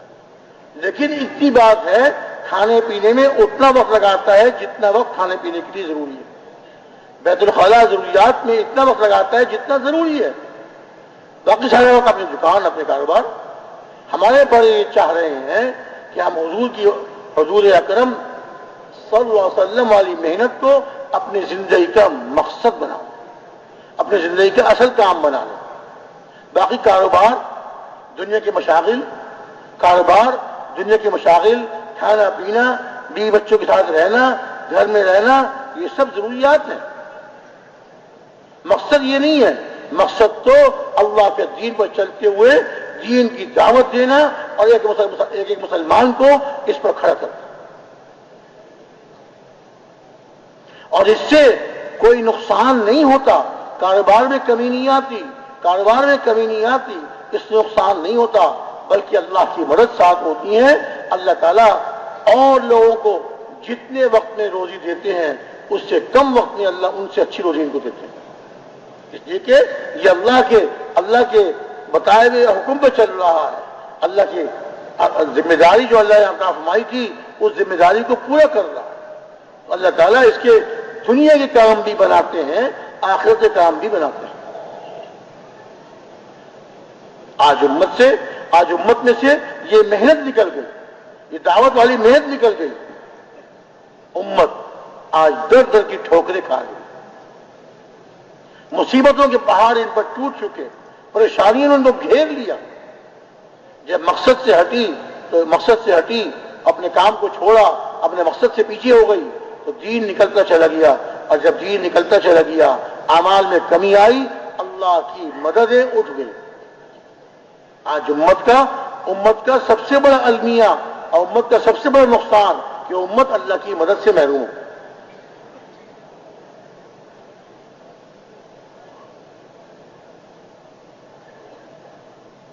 آج امت کا کتنا خون بہایا جا رہا ہے، کتنا ان کو قتل کیا جا رہا ہے،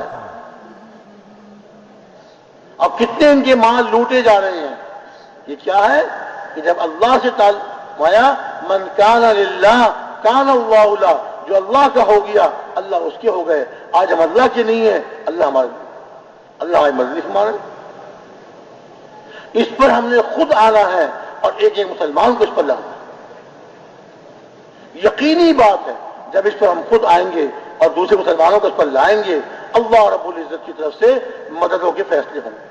اور کام چلا کرتے ہیں جب اللہ کی مدد آتی ہے، کام چلا کرتے ہیں جب اللہ کی مدد آتی ہے۔ آج امت کا المیہ ہے، یہ بہت بڑا المیہ ہے کہ امت اللہ کی مدد سے محروم ہے۔ صاحب ارشاد فرما دیا، یا ایھا الذین آمنوا ان تنصروا اللہ ینصرکم ویثبت اقدامکم، اے ایمان والو اگر تم اللہ کی یعنی اللہ کے دین کی مدد کرو گے، اللہ تعالیٰ تمہاری مدد فرمائیں گے اور دشمنوں کے خلاف تمہارے قدموں کو جما دیں گے۔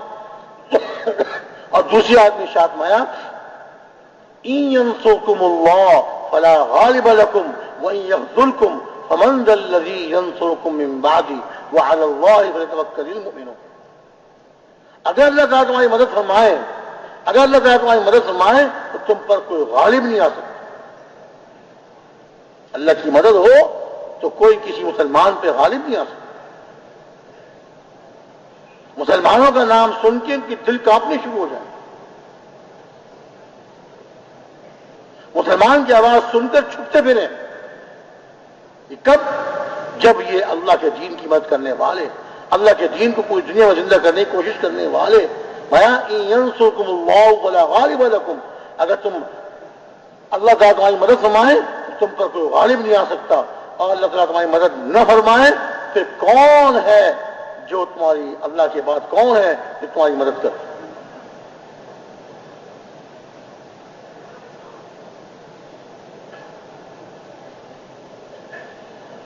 ہر وقت میرے دل کا دھیان اللہ کی طرف، میرے اللہ مجھ سے کیا چاہتے ہیں، میرے اللہ کے اس وقت میرے لیے کیا حکم ہے، اور اس حکم کو پورا کرنے کا پیارے نبی صلی اللہ علیہ وسلم کا کیا طریقہ، آپ کی کیا سنت ہے، اس پر آئے۔ ایک طرف دعوت تبلیغ اور دین کا تقاضا، ایک طرف کاروبار، دکان، دنیا، اس کا تقاضا۔ ہم نے اللہ پہ یقین رکھتے ہوئے، اللہ پہ بھروسہ کرتے ہوئے ہم نے دین کے تقاضے کو مقدم کرنا ہے، اس کو پورا کرنا ہے۔ دنیا کے تقاضے کو پیچھے کر دیں گے، اللہ رب العزت اس دنیا کے تقاضے میں ایسی برکت دیں گے، ایسا پورا فرمائیں گے کہ یہ حیران رہ جائے، یہ سوچ بھی نہیں سکتے، اس کا وہم و گمان بھی نہیں۔ اللہ اس کی دنیا کے تقاضوں کو ایسا پورا فرمائے۔ اللہ نے ایسا کیا، صحابہ کے ساتھ کیا، تابعین کے ساتھ کیا، تبع تابعین کے ساتھ کیا، اور بعد والے اللہ کے نیک بندے جو اللہ کے دین کی محنت کرنے والے اور انسانیت کی ہدایت کی فکر کرنے والے، اس کے لیے کوشش کرنے والے، اللہ نے ان کے تقاضوں کو پورا فرمایا، ان کی ضرورتوں کو پورا فرمایا۔ اللہ تعالیٰ میں کوئی تبدیلی نہ آئی ہے نہ کبھی آئے گی۔ لم یزل ولن یزال حیا قیوما، ہمیشہ سے ہے اور ہمیشہ رہیں گے حی و قیوم، ان میں کوئی تبدیلی نہیں۔ الان کما کان، آج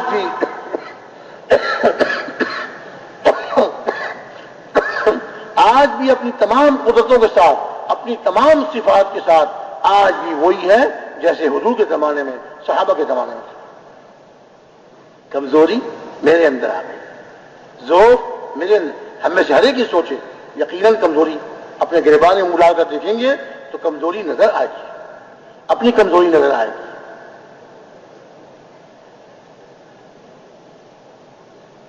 اب یہی عرض کیا جا رہا ہے کہ ہم سب اس کا فیصلہ کریں، ہم سب اس کا فیصلہ کریں۔ جو زندگی گزر گئی وہ تو ہاتھ سے نکل گئی، لیکن جو باقی ہے موت تک، کب تک بھائی؟ ہاں، ایک چلے 3 چلے نہیں، یہ تو چکھانے کے لیے، مزہ چکھانے کے لیے۔ بعض ایسے لوگ بھی سامنے آئے کہ اتنے مشغول کاروبار میں، اتنے مشغول کہ ان کو پیشاب کرنے جانے کے لیے وقت نہیں ملتا تھا، لیکن ساتھی جاتے رہے، محنت کرتے رہے، گشت کرتے رہے، محنت کرتے رہے، اور جب انہوں نے وقت لگایا اب ان پہ یہ دھوکہ کھلا، اب ان پہ دھوکہ کھلا۔ میں تو یہ سمجھتا تھا میں دکان پہ اتنا لمبا بیٹھتا ہوں تو مجھے اتنے پیسے ملتے ہیں، اب یہ دھوکہ کھلا کہ نہیں، اگر میں دین کی محنت کرتا رہوں گا تو بھی اللہ مجھے اتنا دیں گے، اس سے زیادہ دیں گے، اور اللہ تعالیٰ دے رہے ہیں، اس سے زیادہ دے رہے ہیں، اپنی آنکھوں سے دیکھیں۔ پوری زندگی اس پر لگانی ہے، خود پورے دین پر چلتے ہوئے، اور ایک ایک مسلمان کی فکر کرنی ہے، اپنے پڑوس والوں کی، اپنے محلے والوں کی، اپنے علاقے والوں کی، اور پوری دنیا کے مسلمانوں کی فکر کرنی ہے کہ اللہ تعالیٰ ایک ایک مسلمان کو اپنی طرف کھینچ لے، اللہ سے جوڑ بیٹھ جائے، اللہ سے لینے والا بن جائے، اللہ کے حکموں کو پیارے نبی صلی اللہ علیہ وسلم کے طریقوں پہ پورا کرنے والا بن جائے۔ اپنی آنکھوں سے اللہ کی مددوں کو آپ اترتے ہوئے دیکھیں گے۔ غزوہ بدر میں اللہ نے کیسی مدد نازل فرمائی، صحابہ نے اپنی آنکھوں سے فرشتوں کو اترتے ہوئے دیکھا۔ حضرت عبداللہ ابن عباس اپنی آخری عمر میں نابینا ہو گئے تھے۔ محدثین فرماتے ہیں کہ علماء فرماتے ہیں کہ چونکہ بدر میں انہوں نے اپنی آنکھوں سے فرشتوں کو اترتے ہوئے دیکھا تھا، جو فرشتوں کو دیکھ لیتے ہیں زندگی میں، کہ اللہ تعالیٰ آخری میں ان کو نابینا، اپنی آنکھوں سے فرشتوں کو اترتے ہوئے۔ اللہ کی مدد ہے قدم قدم پر، ورنہ یہ ہزاروں میل کا سفر ریگستانوں میں، صحراؤں میں، سمندروں میں صحابہ کے سفر ہوئے، بعد میں تابعین کے سفر ہوئے، اور یہ اللہ کے دین کو زندہ کرنے کے لیے کہاں کہاں ملکوں میں گئے۔ ہمارے بزرگ حضرت مولانا نذر الرحمان صاحب مدد اللہ علی، اللہ تعالیٰ ان کو صحت حافظ، ان کی عمر دراز فرمائے، صحت و عافیت کے ساتھ بیان کرتے تھے۔ پہلے جب صحت کے زمانے میں بیان فرمایا کرتے تھے، فرماتے تھے کہ چین تشکیل ہوئی ان کی، اور گلگت کے راستے سے داخل ہوئے، اور جہاں ان کی تشکیل تھی وہ علاقہ ریل میں 2 دن 2.5 دن مسلسل دن رات سفر کرنے کے بعد وہاں پہنچے۔ 2-2.5 دن ریل میں مسلسل سفر کرنے کے بعد اس علاقے پہنچے جہاں تشکیل تھی۔ وہاں میں شروع فرماتی مسلمانوں میں محنت کر رہے ہیں، پھر ان کو پتہ چلا کہ یہاں اس شہر میں قبرستان ہے، اور اس قبرستان میں ایک صحابی کی قبر ہے۔ بڑے خوش ہوئے، چلو صحابی کی قبر پہ جانا چاہیے، اس کی زیارت کرنی چاہیے، دعا مانگنی چاہیے اللہ سے دعا مانگنی چاہیے۔ وہ قبرستان کہاں ہے، وہ قبر کہاں ہے، اب ان کی زبان نہیں جانتے مقامی لوگوں کی۔ ایک ساتھی مولانا خود سنایا کرتے تھے، ایک ساتھی زمین پہ بیٹھے، ایک چین والے کو بلایا اور ایک چھوٹی سی لکڑی لے کر زمین پہ رکھی اور اس سے مٹی ڈالی، قبر کا اشارہ بنایا، اس سے پوچھا اشاروں سے یہ کہاں ہے، وہ ہنس پڑا وہ ہنس پڑا، اس نے ایک طرف اشارہ کیا یہاں جاؤ، ادھر مڑ جانا، آگے قبرستان آ جائے گا۔ آگے پہنچے تو قبرستان آ گیا۔ اب قبرستان میں تلاش کیا تو ان صحابی کی قبر اس قبرستان میں مل گئی۔ ان کا نام حضرت سعد بن ابی وقاص رضی اللہ تعالیٰ۔ ایک تو مشہور سعد بن ابی وقاص ہیں، وہ تو دوسرے ہیں، یہ کوئی اور صحابی ہیں، ان کا نام بھی سعد بن ابی وقاص۔ ان کی قبر وہاں، ان کی قبر پہ پتھر کا کتبہ لگا ہوا ہے کہ یہاں پر آئے تھے، اکیلے آئے تھے، مدینہ منورہ سے چلے، اب کیسے چلے اکیلے، کن کن ملکوں کو پار کیا، کن کن دریاؤں کو، کن کن پہاڑوں کو اور کن کن سمندروں کو پار کر کے وہ چین کے ملکوں پہنچے اکیلے سے، اور وہاں کلمے کی دعوت دینی شروع کی، کلمے کی دعوت دینی شروع کی۔ الحمدللہ کچھ لوگ مسلمان ہو گئے، اللہ کے حکموں پہ چلنے والے بن گئے، زبان نہیں جانتے تھے لیکن جذبہ تھا اللہ پہ اعتماد تھا، اللہ پہ توکل تھا، اللہ ان سے کام لے رہے تھے۔ کچھ عرصہ گزر گیا، چند سال گزر گئے، میں سناتے رہے، چند سال گزر گئے، اب ان کے دل میں پیارے نبی صلی اللہ علیہ وسلم کی زیارت کا شوق پیدا ہوا۔ چین والوں سے کہا کہ میں مدینہ منورہ جان چاہتا ہوں، حضور کی زیارت کروں گا پھر آ جاؤں گا واپس۔ انہوں نے کہا دیکھیے یہاں بہت کام باقی ہے۔ کیا میں بھی دیکھ رہا ہوں کام بہت باقی ہے، مجھے واپس نہیں جانا چاہیے، لیکن مجھے حضور کی زیارت کا بہت شوق ہو رہا ہے۔ بعد دیر ناخواستہ انہوں نے اجازت دے دی، رخصت کر دیا ان کو۔ چلتے چلتے چلتے جب پہلا اسلامی ملک آیا اس میں داخل ہوئے، اور وہاں مسلمانوں سے پوچھا کہ حضور کا کیا حال ہے، کہ حضور کا تو وصال ہو چکا۔ اوہو، حضور کا وصال ہو گیا اتنے سالوں میں؟ کہ جی ہاں، حضور کا وصال ہو چکا، اور حضرت ابوبکر صدیق رضی اللہ عنہ ان کے خلیفہ۔ اب کیا؟ نکل گئے تھے چین سے، جا رہے تھے مدینہ منورہ، مان لگے نہیں ابھی وہاں کام باقی ہے۔ جس مقصد کے لیے میں نے سفر کیا اور یہاں پہنچا چین کے ملک میں، وہ کام باقی ہے، مجھے واپس نہیں جانا چاہیے۔ حالانکہ ظاہر ہے ان کے وہاں گھر بال بچے سب ہوں گے، لیکن دین کی محنت کے تقاضا ان پر اتنا غالب تھا، دین کی محنت کا تقاضا ان پر اتنا غالب تھا کہ اس پہلے ملک جو اسلامی ملک تھا وہاں خبر سن کر وہیں سے واپس پلٹ آئے اور دوبارہ چین کے اس علاقے میں پہنچ گئے اور محنت فرما رہے، اور محنت فرماتے پھر وہیں ان کا انتقال ہو گیا اور وہیں ان کی قبر بن گئی۔ یہ ساری تاریخ ان کی قبر کے سرہانے پتھر پر لکھی ہوئی ہے۔ صحابہ نے ایسی محنت فرمائی اور ان کی محنت، ان کی قربانیوں پہ اللہ نے دین کو زندہ کیا۔ آج جو ہم مسلمان ہیں، اسلام پہ قائم ہیں، اسلام پہ چل رہے ہیں، یہ صحابہ کی محنت، قربانیاں، صحابہ کی محنت، صحابہ کی قربانیاں۔ آج ہم سے بھی یہ چاہا جا رہا ہے اور یہ تقاضا کیا جا رہا ہے کہ ہم بھی یہ طے کر لیں، ہم بھی اس کا فیصلہ کر لیں، اللہ کے دین پر چلنا ہے اور اللہ کے دین کو زندہ کرنے کی محنت ساری زندگی کرنی ہے، مقصد بنا کر۔ اس کے لیے کون کون سے بھائی تیار ہے بتائیے؟ ساری زندگی دعوت والی مبارک محنت کو موت تک کرنا ہے، موت تک کرنے کے لیے کون کون تیار ہے بھائی؟ کرتے کرتے مرنا ہے اور مرتے مرتے کرنا ہے، کرتے کرتے مرنا ہے اور مرتے مرتے کرنا ہے۔ ہمارے رائے کے مقیم سے پرانی بات ہے، رائے کے بازار میں گئے، لوگوں کو جمع کیا، گشت کیا، لوگوں کو جمع کیا، اب دعوت دے رہے ہیں کھڑے ہو کے، ایمان یقین کی بات کر رہے ہیں ایمان یقین کی بات کر رہے ہیں، دعوت دے رہے ہیں۔ دعوت دیتے دیتے خاموش ہو گئے، بیٹھ گئے، لیٹ گئے، قبلہ رخ لیٹ گئے، دانا ہاتھ دانے رخسار کے نیچے رکھا، اونچی آواز سے کلمہ پڑھا اور انتقال ہو گیا۔ دعوت دیتے دیتے، مرنا تو موت تو سب کی آنی ہے، ہر ایک کی آنی ہے، لیکن وہ دعوت دیتے دیتے اور اللہ کے دین کی محنت کرتے کرتے اللہ کے پاس پہنچے۔ حضرت عمر رضی اللہ عنہ کا ارشاد ہے، تموتون کما تحیون وتحشرون کما تموتون۔ جیسے زندگی گزارو گے، جس فکر اور جس محنت میں، جن اعمال میں، اسی فکر انہی اعمال میں تمہاری موت آئے۔ اور فرمایا کہ جس فکر، جس محنت، جن اعمال میں تمہاری موت آئے گی، قیامت میں اسی پہ اٹھائے جاؤ۔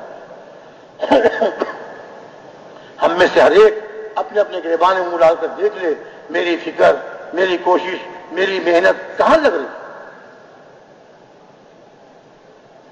جیسی زندگی گزارو گے ویسی موت آئے گی، جیسی موت آئے گی ویسے قیامت میں اٹھائی جاؤ۔ یہ عزم کر لیں، یہ طے کر لیں کہ انشاءاللہ تعالی اب سے لے کر زندگی کی آخر تک، موت تک، اس کام کو مقصد بنا کر کرتے رہیں۔ دنیا کام کاج کریں گے لیکن بقدر ضرورت، اصل اس کو بنائیں، مقصد اس کو بنائیں۔ دنیا کام اللہ تعالیٰ اس میں برکت نازل فرمائیں گے اور تھوڑے وقت میں اللہ تعالیٰ زیادہ روزی عطا فرمائیں گے۔ تو سب تیار ہیں اس کے لیے؟ ایک دفعہ فرما دیجئے انشاءاللہ تعالیٰ، انشاءاللہ تعالیٰ۔ ساری زندگی کرنا ہے، موت تک کرنا ہے، مقصد بنا کر۔ خالی ایک چلہ تین چلے کی بات نہیں ہے، ایک چلہ تین چلے کی بات نہیں ہے، یہ تو ساری زندگی کا کام ہے۔ اس کو مقصد بنا کر ہم موت تک کرتے رہیں گے۔ دوسرا عزم یہ فرما لیجئے، یہ طے فرما لیجئے کہ انشاءاللہ تعالی اس محنت کو لے کر اور اس دعوت والی محنت کو لے کر اور اس دین کو لے کر پوری دنیا میں جائیں گے۔ پوری دنیا میں جانے کے لیے کون کون تیار ہے بھائی؟ آپ سب تیار ہیں انشاءاللہ؟ اللہ تعالیٰ قبول فرمائے، آسان فرمائے۔ اب تو آپ حضرات نے ساری زندگی کا بھی عزم کر لیا اور پوری دنیا میں جانے کا عزم کر لیا۔ اللہ ہم کو لے جائیں گے۔ دنیا میں جانے کے لیے اپنی جیب پہ نگاہ نہ کریں، غیب پہ نگاہ کریں۔ اللہ غیب سے انتظام فرمائے۔ اللہ کے سامنے آنسو بہانا، رونا، اللہ سے مانگنا اپنے لیے، پوری امت کے لیے۔ ابھی 2 دن پہلے حضرت مفتی تقی عثمانی صاحب مقدس اللہ علیہ کے پاس گشت میں جانا ہوا۔ بڑے الحاح سے فرما رہے تھے، بڑی تواضع سے، کہ اپنے ساتھیوں سے کہیں کہ امت کے لیے رو رو کے اللہ سے مانگیں۔ امت نے بہت کڑا وقت آ گیا ہے، بہت مصیبتیں کو پہاڑ ٹوٹ چکے، اور رو رو کے اللہ سے مانگے، اللہ حالات بدل دیں گے۔ اللہ کے ہاتھ میں۔ یہ میری بھی درخواست ہے مفتی صاحب کے ارشاد کے بعد کہ ہم سب اس کی نیت کریں کہ انشاءاللہ محنت بھی اپنی بڑھانی ہے اور دعائیں بھی بڑھانی۔ اس کے لیے تیار ہیں آپ سب؟ بہت آہستہ والا یہ۔ اب یہ درخواست ہے کہ جن بھائیوں کے اب تک 4 مہینے نہیں لگے، پہلی سیریز کی 4 مہینے، جس کے 4 مہینے لگے، اب چلے کی نیت سے آئے، کم وقت کے لیے آئے، وہ ہمت ہونا کھڑے ہو جائیں کہ 4 مہینے کے لیے کون کون بھائی